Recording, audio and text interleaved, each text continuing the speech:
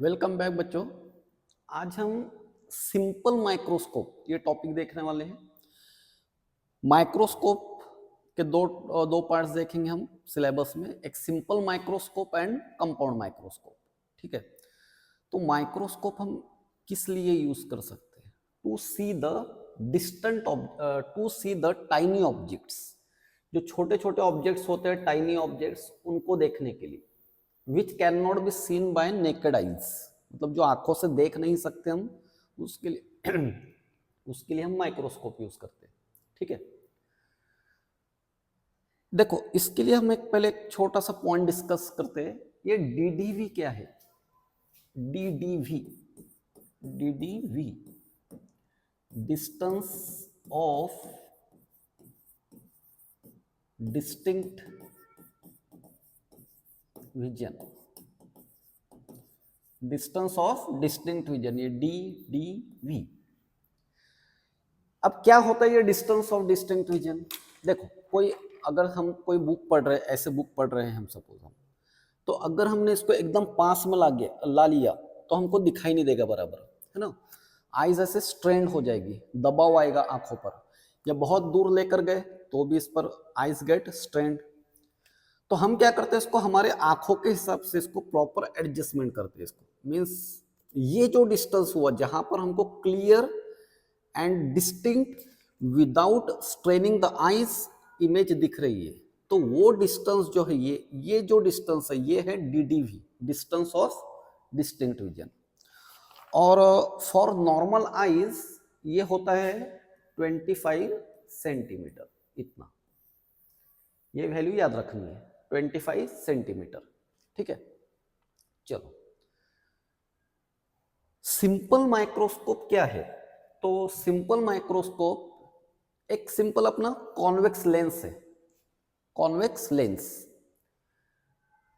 अगर ऑब्जेक्ट को, अब ये रे डायग्राम्स में हमने देखा है कि इमेजेस कैसे बनते हैं। देखो ये कॉन्वेक्स लेंस है, ऐसे, ये इसके फोकस है, दो फोकस, ये टॉयस ऑफ डिस्टेंस है। अगर हमने ऑब्जेक्ट यहां पर रखा, सपोज ये हमारे पास ऑब्जेक्ट है ऐसे, ठीक है, तो ऑब्जेक्ट, ये जो ऑब्जेक्ट है, तो यहां पर जो रेज हो गए, फर्स्ट जो रे है वो यहां तक ऐसे आएगा, फर्स्ट रे ये ऐसे आया। ठीक है, अब यहां से बेंड होकर, ये जो रे है बेंड होकर कहां पर जाएगा? It will pass through focus. Okay, ये जाएगा फोकस में से।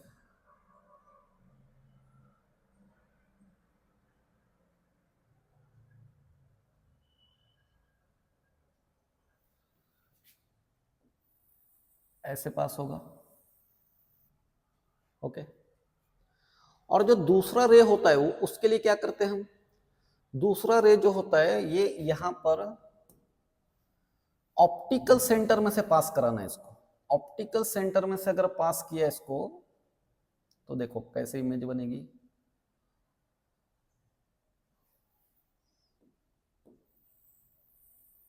ऐसा रे मिलेगा। ठीक है, और हम इसको देख रहे हैं यहां से, यहां से देख रहे हैं हम इसको। अब जब हम यहां से देखेंगे इसको, तो ये रे कहां से, ये जो रेज है कहां से आते हुए दिखाई देंगे? सपोज ये जो फर्स्ट रे है, देखो ये यहां से आता हुआ दिखाई देगा। इसको हम,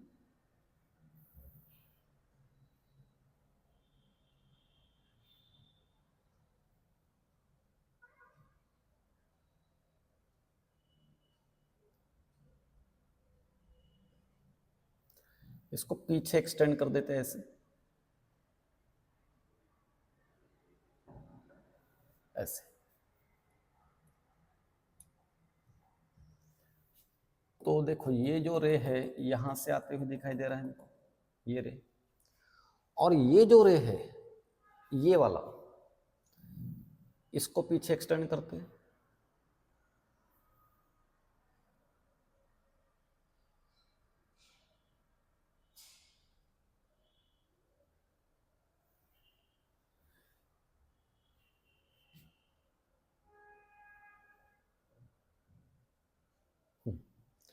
इसको पीछे एक्सटेंड किया यहां पर, देखो यहां पर, ठीक है। तो देखो इमेज कहां पर बनी, इसकी इमेज बनी यहां पर पॉइंट ऑफ इंटरसेक्शन बना। तो इसकी जो इमेज बनी वो यहां पर इमेज बनी ऐसे, ये इमेज बनी, ओके। अच्छा, अब इमेज कैसे बनी है, ये जो देखो ये जो इमेज कैसी है, इमेज है ये virtual image, erect image and magnified image बन गई, ठीक है। वर्चुअल है तो इरेक्ट होगी, और बहुत बड़ी इमेज बनी है। सपोज ये ऑब्जेक्ट था हमारे पास, सपोज इसको नाम दे देते हैं ए बी, और इसकी इमेज बनी ए डैश बी डैश। तो ये सिंपल हमने क्या किया, एक कॉन्वेक्स लेंस लिया, उसको as a simple microscope use करते हैं हम।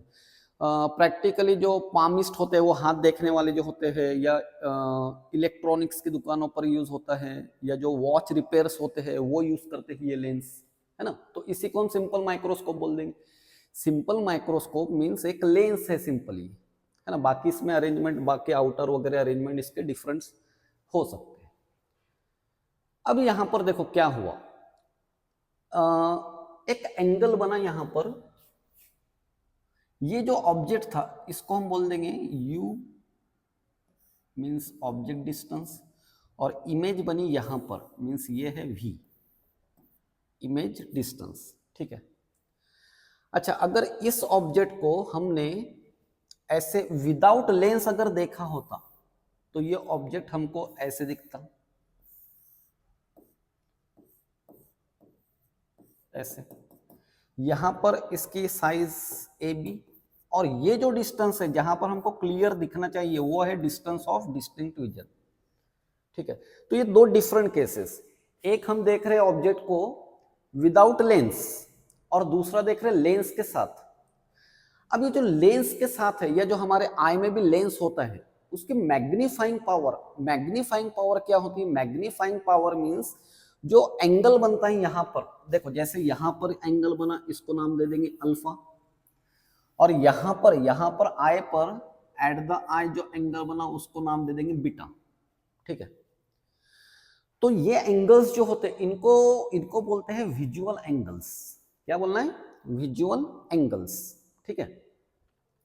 अब कोई भी ऑप्टिकल इंस्ट्रूमेंट की जो मैग्नीफाइंग पावर है, देखो वो उसको हम ऐसे डिफाइन करते हैं, मैग्नीफाइंग पावर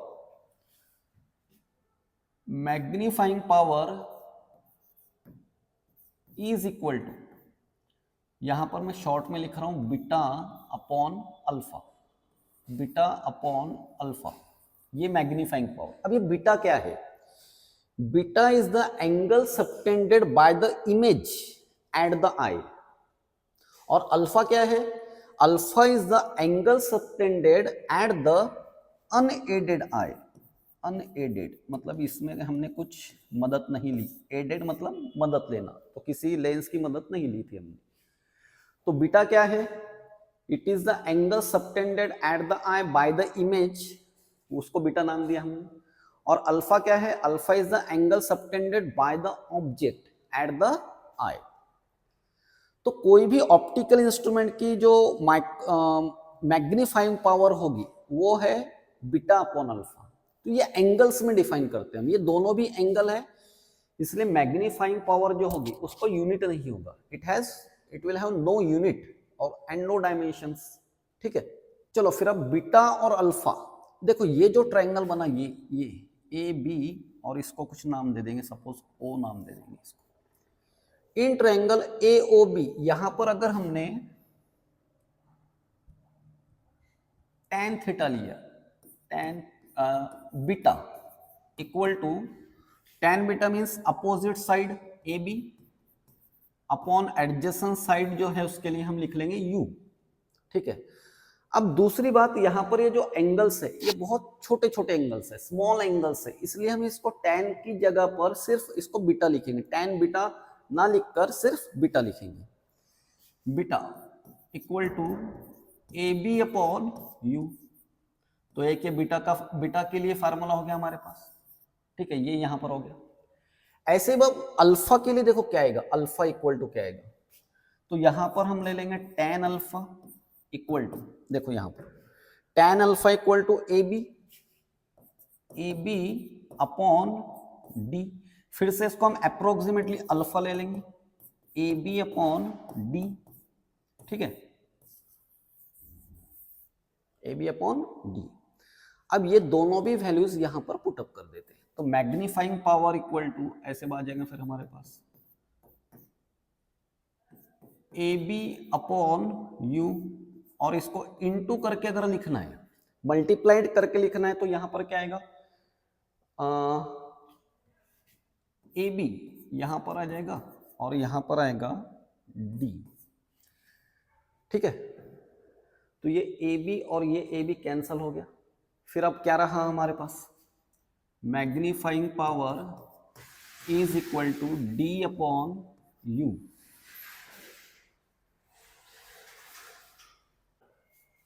चलो, तो मैग्नीफाइंग पावर का ये बेसिक, एकदम बेसिक फार्मूला बन गया हमारे पास, d upon U. D means D D V, U means object distance, ठीक है। अब देखो हमारे पास और एक लेंस फार्मूला है। क्या होता है लेंस फार्मूला, देखो लेंस फार्मूला है 1 upon V minus 1 upon U equal to 1 upon F. This is lens formula. अब लेंस फार्मूला में यहां पर देखो v जो डिस्टेंस है, v निगेटिव है, sign according to sign convention. Light इधर जा रहा है और v हमको इधर मेजर करना होगा, तो v निगेटिव है, u भी निगेटिव है, यहां पर ये u निगेटिव आ गया। और f मींस फोकल लेंथ। अब ये कॉन्वेक्स लेंस है, तो कॉन्वेक्स लेंस की फोकल लेंथ हमेशा पॉजिटिव ही होती है, ठीक है। यहां पर क्या हो जाएगा, ये माइनस माइनस प्लस हो जाएगा, और ये इसको हम ऐसे लिख लेते हैं 1 अपॉन यू इक्वल टू, और ये इसको ट्रांसफर कर देंगे 1 upon V plus 1 upon F. Okay, चलो नेक्स्ट स्टेप में क्या करते हैं, नेक्स्ट स्टेप में हम इसको इक्वेशन को d से मल्टीप्लाई कर देंगे, ऐसे d upon U equal to d upon V plus d upon F. ऐसे क्यों किया हमने इसको ऐसे, बिकॉज देखो d अपॉन यू मीन्स हम इसको मैग्नीफाइंग पावर लिख सकते हैं, ठीक है। मैग्नीफाइंग पावर इक्वल टू, इसके लिए हमने mp लिख दिया उसको, d upon V plus d upon F. तो ये फिर से और एक फार्मूला आ गया हमारे पास मैग्नीफाइंग पावर का, ये ओके। अब इसमें सपोज फर्स्ट केस देखते हैं हम कि इमेज अगर इफ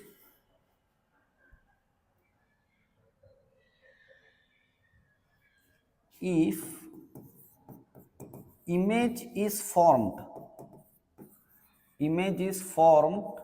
at DDV पर बन गई image is form at DDV, मतलब ये जो है V, ये DDV डिस्टेंस है, तो यहां पर V की जगह पर क्या आएगा, D आएगा, यहां पर D आ जाएगा, और DD कैंसल होकर मैग्नीफाइंग पावर का जो फार्मूला बनेगा वो ऐसे बनेगा 1 plus D upon F, 1 plus D upon F. या फिर सेकंड केस, और एक केस देखो, second case if image is formed at infinity, अगर इमेज बहुत दूर बनी, इंफिनिटी पर अगर इमेज बनी, तो यहां पर v की वैल्यू इंफिनिटी रख देंगे, तो यहां पर इक्वल टू ऐसे आएगा d upon infinity plus d upon F. तो d अपॉन इंफिनिटी क्या हो जाएगा, 0 हो जाएगा। Therefore magnifying power is equal to d upon F. तो एक ये केस बन गई हमारे पास, d अपॉन एफ। क्लियर।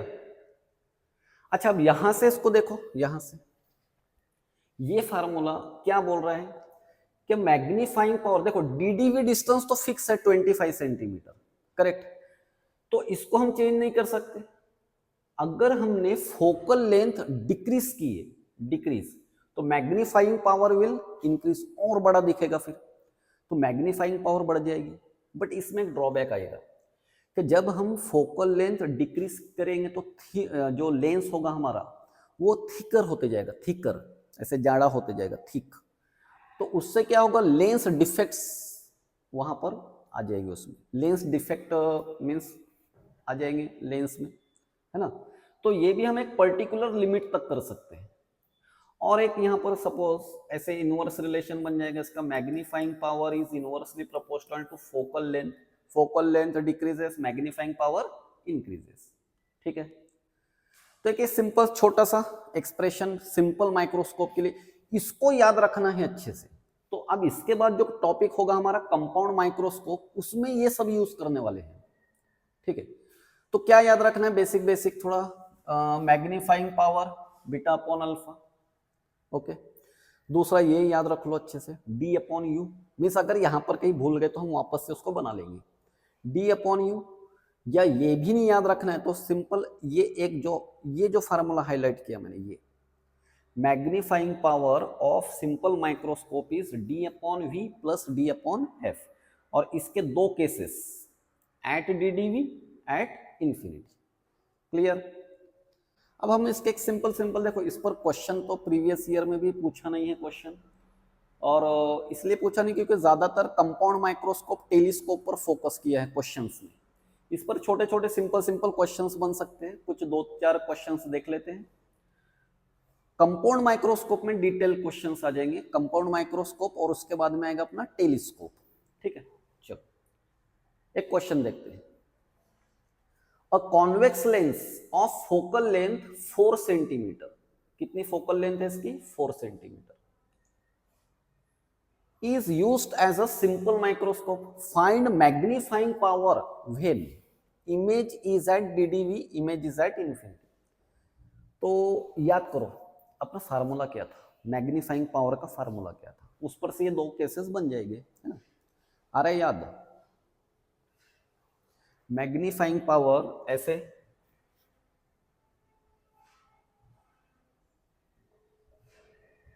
देखो ऐसे फार्मूला था, magnifying power equal to D upon V plus D upon F, ये था। अब फर्स्ट क्या पूछा है हमसे, इमेज इज एट इंफिनिटी, तो v के लिए क्या कर देना है, इंफिनिटी वैल्यू पुट अप कर दो।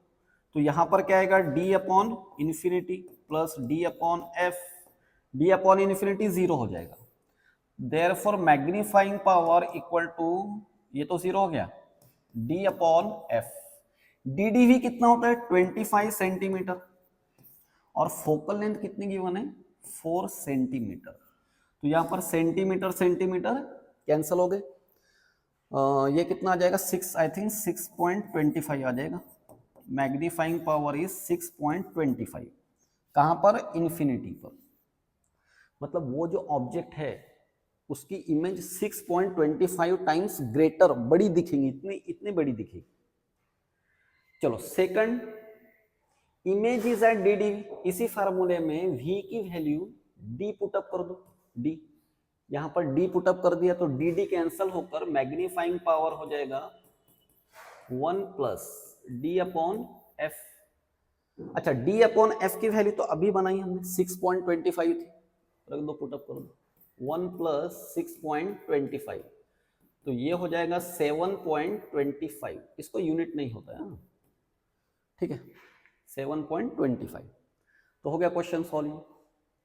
चलो और एक क्वेश्चन देखते हैं। A convex lens is used as simple microscope of focal length, कितनी फोकल लेंथ है इसकी,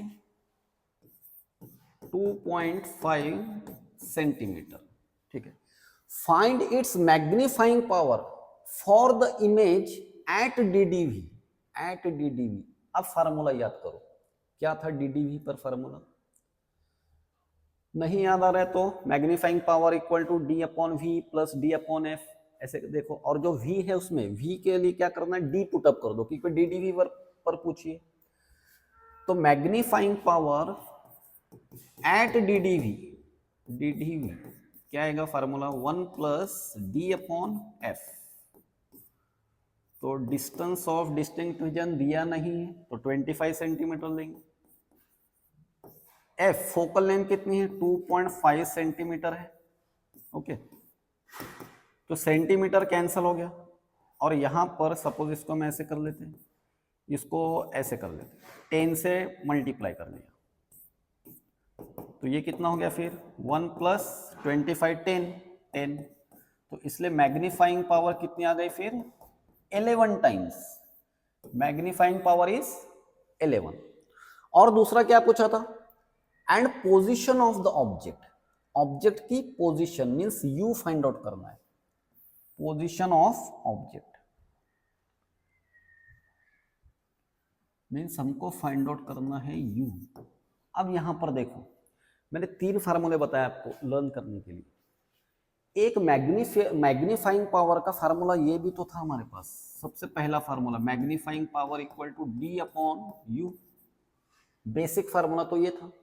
अब मैग्नीफाइंग पावर है हमारे पास कितनी है 11 है, डिस्टेंस ऑफ डिस्टिंक्ट विजन कितना होता है 25 सेंटीमीटर यू, तो फिर u equal to 25 upon 11 centimetre तो कितना आएगा ये 2 पॉइंट समथिंग आ जाएगा।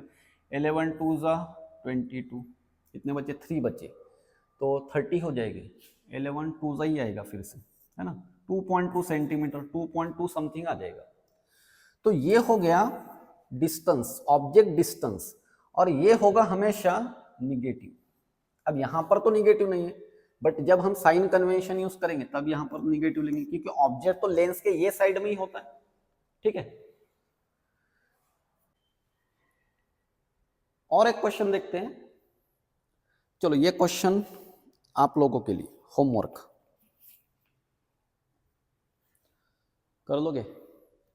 Least distance of distinct vision is 25 centimetre, magnifying power of simple microscope of focal length is 5 centimetre. तो मीन्स यहां पर मैग्नीफाइंग पावर कहां पर पूछी डीडीवी मेंशन किए मीन्स मैग्नीफाइंग पावर डीडीवी पर पूछी। ये सॉल्व करना है और इसका आंसर जो है वो कमेंट कर बता दो कितना है। ठीक है और एक होमवर्क देता हूं ये the magnifying power of simple microscope is 6। ये मैग्नीफाइंग पावर गिवन है। ये the focal length of its length in metre, metre में पूछिए हाँ ये थोड़ा ध्यान देना इस पर। The focal length of its length in metre will be if DDV is 25 centimetre. तो फिर से फार्मूला कौन सा यूज करना है magnifying power at DDV 1 + d upon f, ये यूज करना है और इसका आंसर भी कमेंट कर बताना है। ठीक है नेक्स्ट वीडियो में देखते हैं हम कंपाउंड माइक्रोस्कोप और उसके क्वेश्चंस देखेंगे, प्रीवियस ईयर क्वेश्चन भी बहुत सारे उसके और एक्स्ट्रा क्वेश्चन भी देखेंगे। ठीक है।